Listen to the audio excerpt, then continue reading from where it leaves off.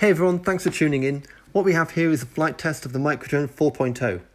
Taking off is really simple. Tap the calibrate button and when you see it's good to go, swipe across and the drone will take off.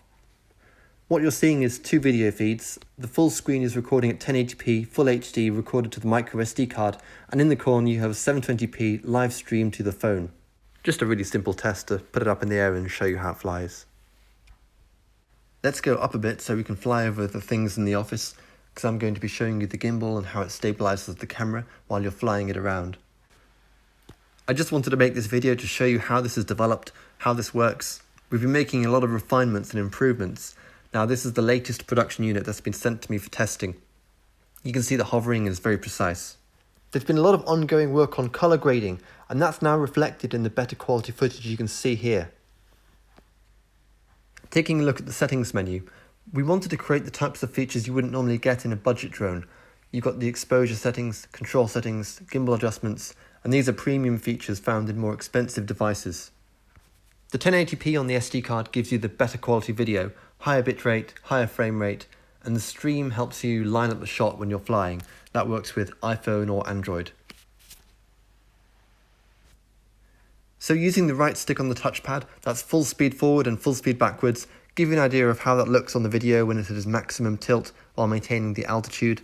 You can see the camera adjusting itself a little bit as it's hitting its maximum.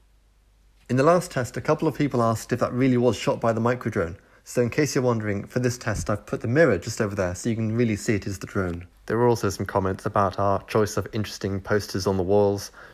Our office is based in a converted warehouse and the interior is pretty interesting. There's some infinity mirror putting the app in front of the camera.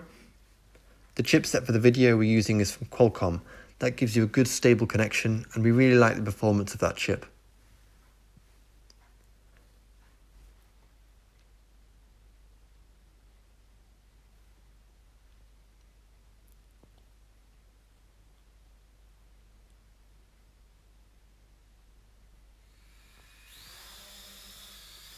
I just wanted to give you a closer look at the drone from this angle.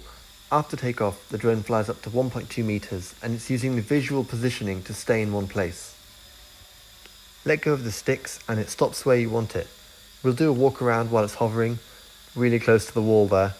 It's one of the great things about this drone. It's so small you can fly it indoors and you don't need to worry about crashing into things. You can fly it in really tight spaces. While the drone hovers here, I'd like to answer some of the questions from our previous update. What happened to the first batch of 300 drones? Well, we have just over 200 of these left. We've been using these to make refinements and adjustments since January, and this will be the first batch that's shipped to backers.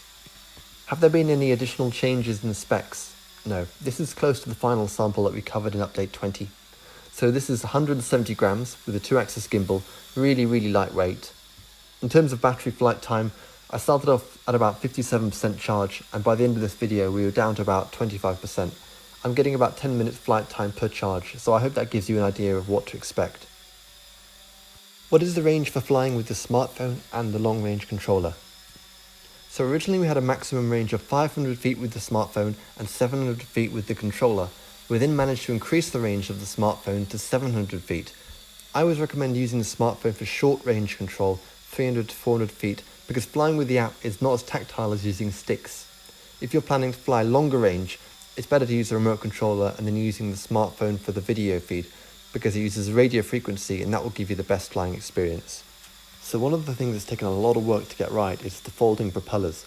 These are really hard to balance because in our early prototypes we were able to use off-the-shelf folding propellers and they're perfectly balanced when you buy them. So when you come to the tooling, it's been really difficult because every imbalance causes jello in the drone and the footage you see it with the wobbles. And one of the difficulties was balancing those in the tooling. A lot of refinement, a lot of small adjustments. You need to find the source of what's causing those vibrations, and what you see now is a massive improvement on those earlier test models. Thanks for watching the video, guys. Stay safe, be well, and we look forward to progressing to the next step. Your suggestions and input are very meaningful, and I hope you can tune in for the next one. We really appreciate it.